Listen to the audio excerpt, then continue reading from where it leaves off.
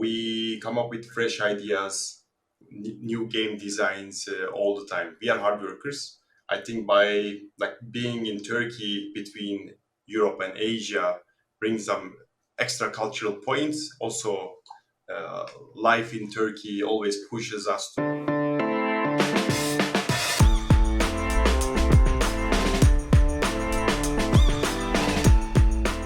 Is Turkey the new Silicon Valley of mobile gaming? Hello and welcome to Mobile Heroes Uncensored. Today is road trip day. Kind of exciting, except it's a virtual road trip, but hey, it's still a road trip day for Mobile Heroes, and we're going to the land of the Bosporus, Istanbul, romance, adventure, history. Unfortunately, yes, virtually. We really need to actually go, Peggy. One of these days we will, because there are super interesting things happening in the Turkey tech scene. Zynga bought 5 Turkey-based developer studios over the last 4 years, and Turkey's government actually compensates developers for App Store fees and Google Play fees, which helps, of course, boost local investment and profitability. So there must be a lot that's going on that's interesting. Peggy, who are we chatting with today? It is where the action is, John. That's why we have our special. And we have two guests. We have Batuhan Avucan. He is founder and managing director at Mobidictum. Mobidictum has grown to become the biggest game industry news and events platform in Turkey.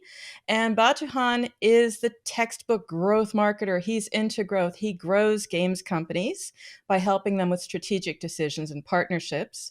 His colleagues call him a growth marketer, a doer. He likes to fix problems. He loves a challenge. And he's in the right place if he's with us today, John. Thank you, Peggy. Thank you for hosting me. Thank you, John. Happy to be here. Excited to talk about the scene in Turkey.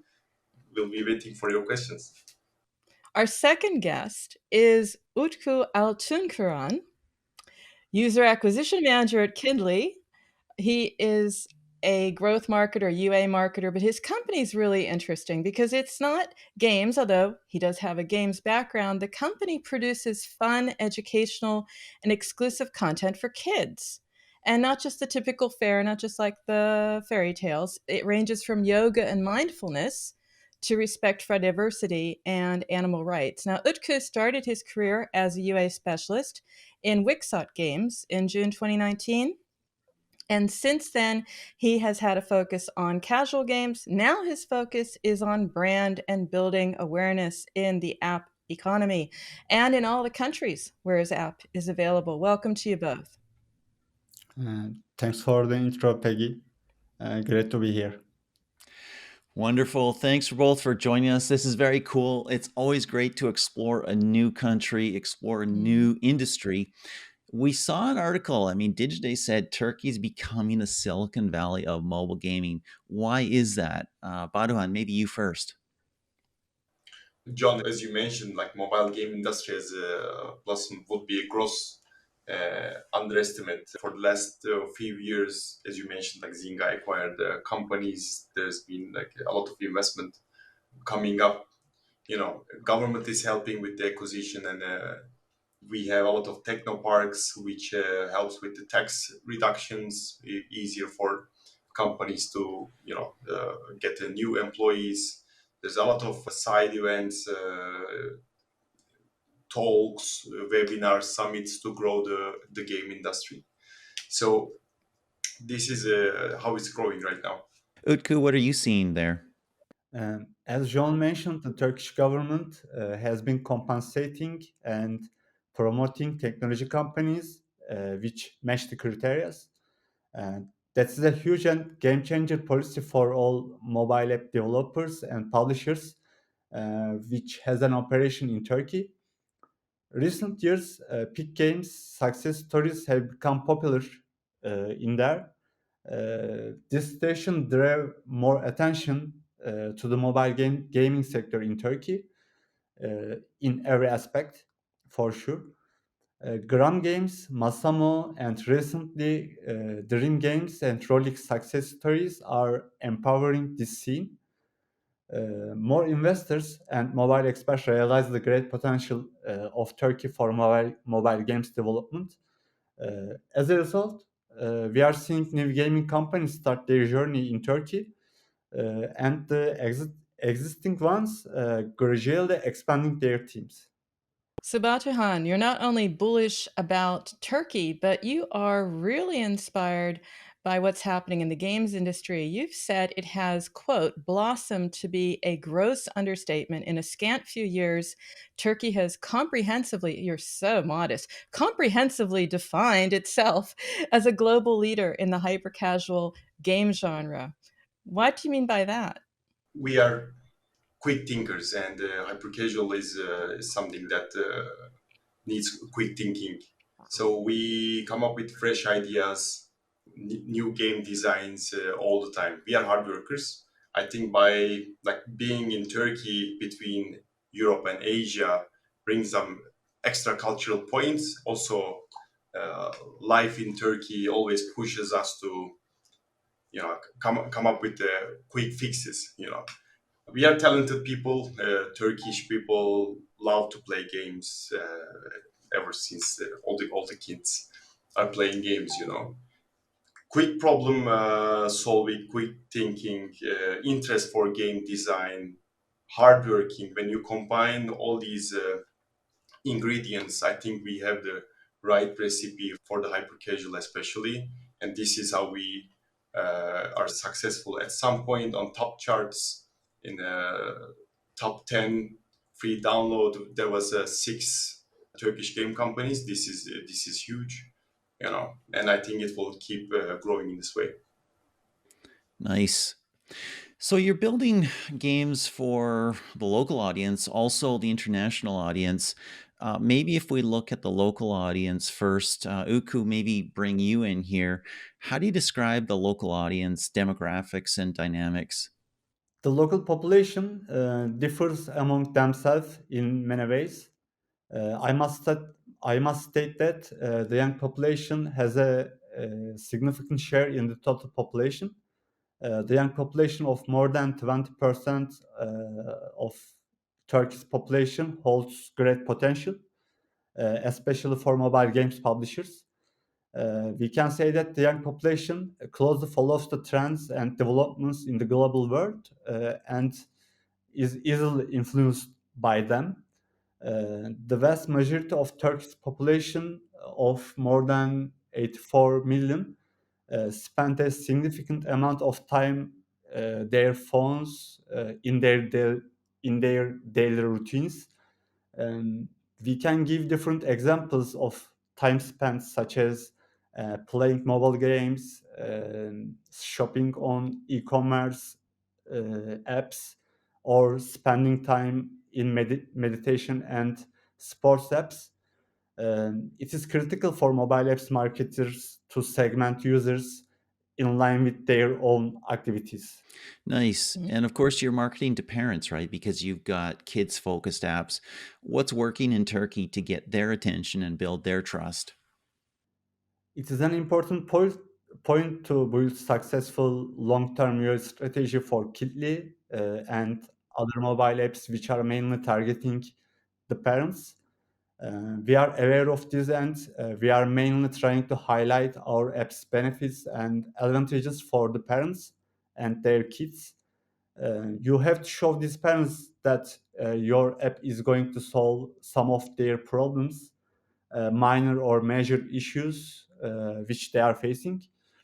Also, we are trying to explain to the parents that the app is completely safe for their kids. Um, Teams are always keeping improving apps content, features, and other related stuff with the product, and we are trying to highlight brand new features in the UA. We are trying to convey this approach which the company has to the users in the most suitable and unique ways.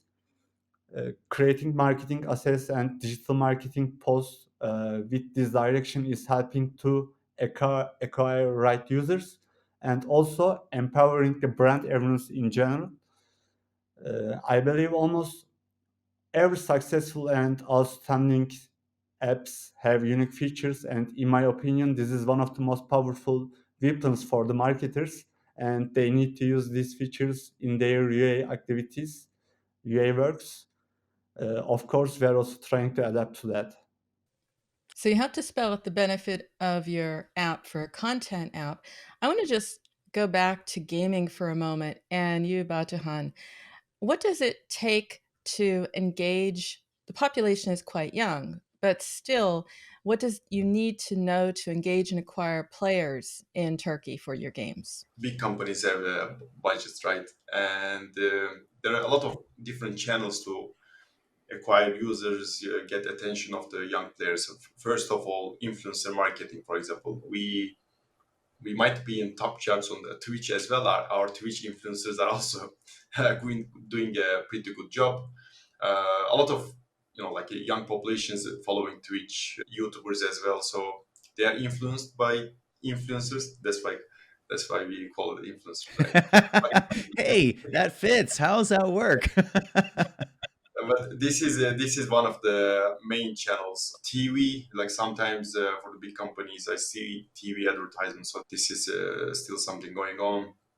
Obviously, we PR. Okay, the readership is not that high anymore, but through the gaming outlets like Mobidictum, time to time we have like the press releases of new games and so on.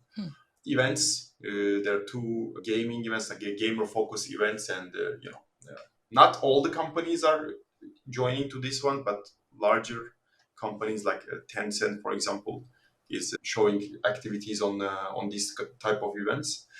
Of course, digital marketing, right?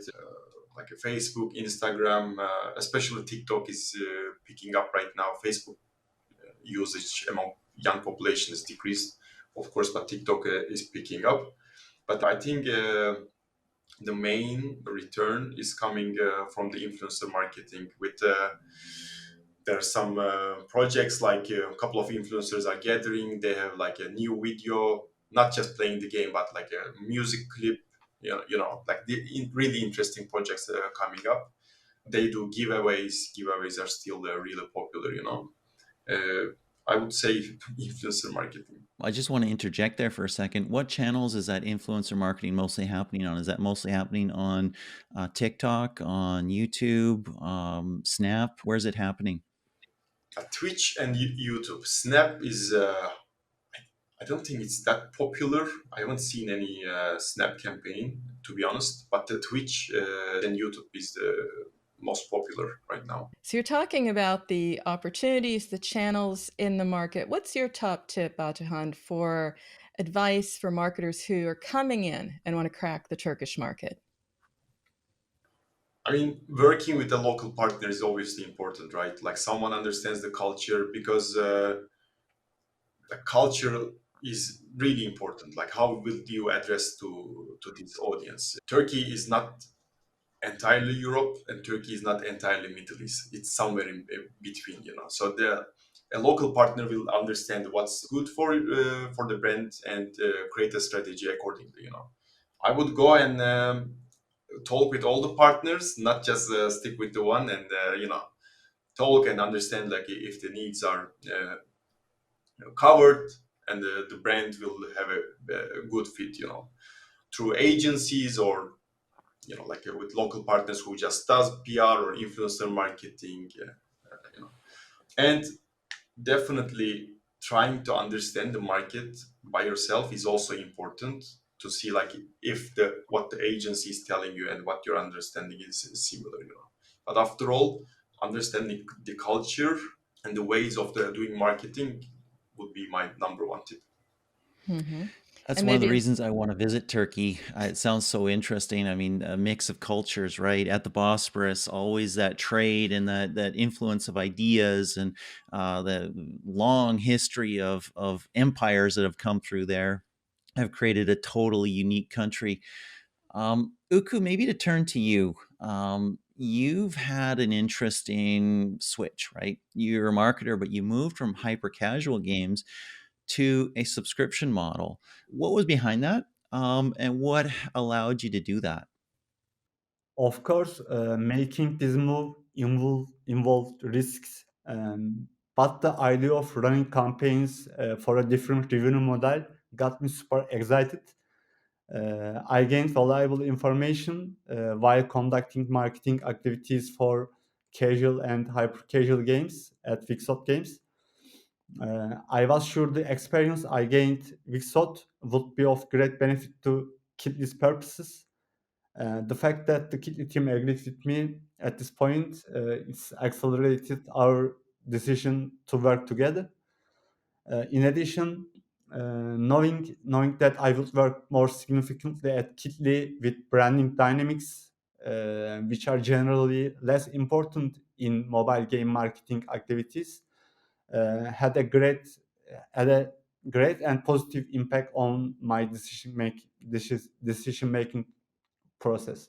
So, Utku, when you transition from hyper casual to subscription, that's a big change because hyper casual, what do you have them for? A week, 2 weeks, 3 weeks, maybe a little longer if you're super lucky. Subscription, you want those people for months, if not years.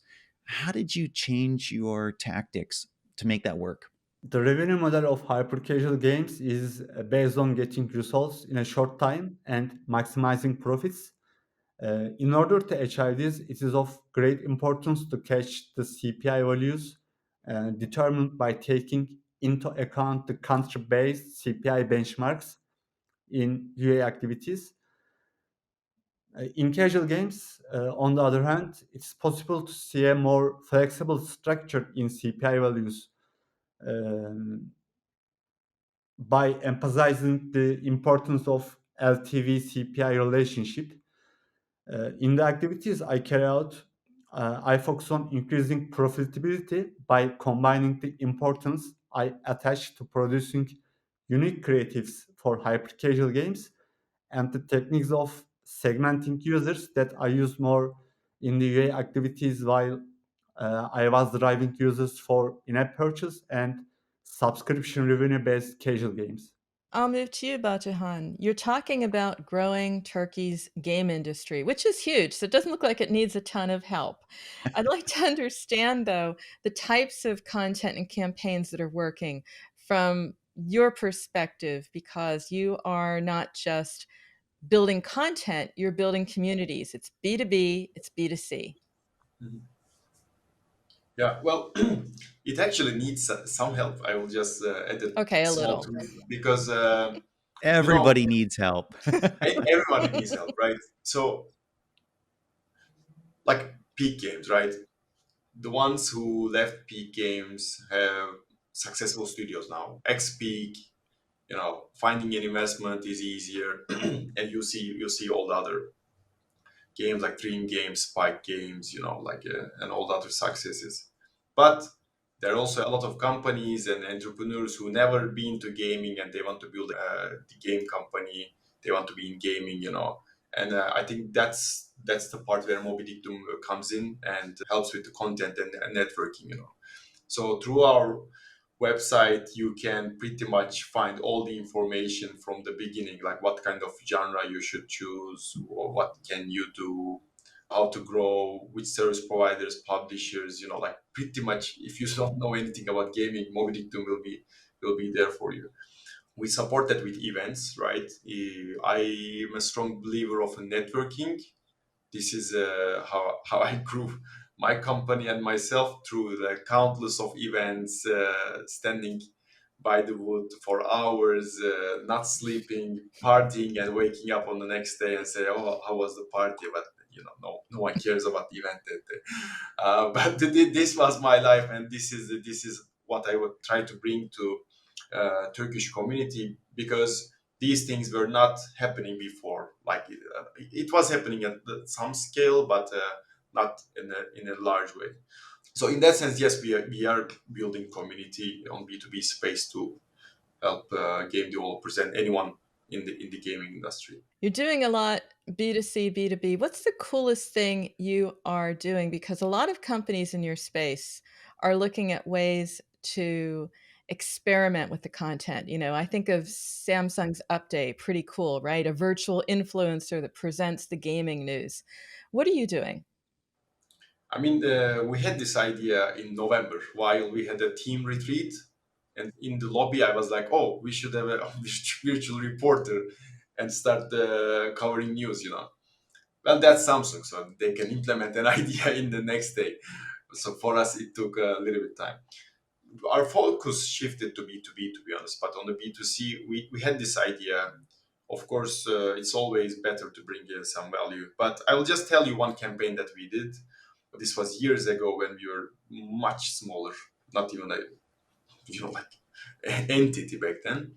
So we labeled some pencils like as Mobidictum brand, right? Mm. And we put these out in libraries because every project starts with the idea, right? This was like a small campaign. I mean, we didn't target for gamers specifically, but you know, it could be used by gamers. For gamer audience, not sure if we did something cool, but we did a lot of tournaments, on different games. We did a lot of giveaways. So we tried to cover content for their interest, like how to do this in this game. So basically, whatever content we create is always for the audience's need. We had this Cool. Samsung's idea. We'll do it eventually, and we might do B2C events as well. Okay, cool. Okay. Um, Sticking with you, Batuhan, you've talked about influencer marketing already. Besides that, what is the one thing that has delivered maybe the biggest performance uplift in Turkey? Maybe creative strategy, other things? We should ask this to game companies who sponsor those major events. But again, like smaller size of events or bigger size of events, I think that has a big return. Digital marketing, for example, you don't, especially for the games which has a high in-app purchase, right? Those are the ones who are targeting Turkey. If with ads, you don't get much revenue, right? That's why like a companies like Tencent, League of Legends, right? Riot has an office here for years because I mean like, free to play cosmetics in-app purchase, these are available. And when I look back all those years, these companies had a lot of events besides anything else, tournaments, like big prize pools, just to have like events at different scale. And Cool. I think this is how they keep engaging with their audience. And, you know, we like to win stuff, especially money. Nice. So swag is universal, John. Yeah. Yes, it is. So I want to shift from creative strategy to localization strategy with you, Utku, because that's really important to build trust. You really have to connect with the parents of the children. What do marketers need to know about localization? It's often much more than the language. What is it for you? We can count the successful localization among the most important factors in the success of a games or apps. Of course, this is not limited to just translating the text. You have to take into account the users on a national basis, also the cultural basis. It is a known fact that the performance, it is a known fact that the creatives with very successful performance in the US and Europe regions markets can be far below the expected performance in other regions. In order to overcome this and achieve desired results in these countries, you need to localize both your marketing strategy and your product in the most accurate way um, for the countries you are marketing, of course.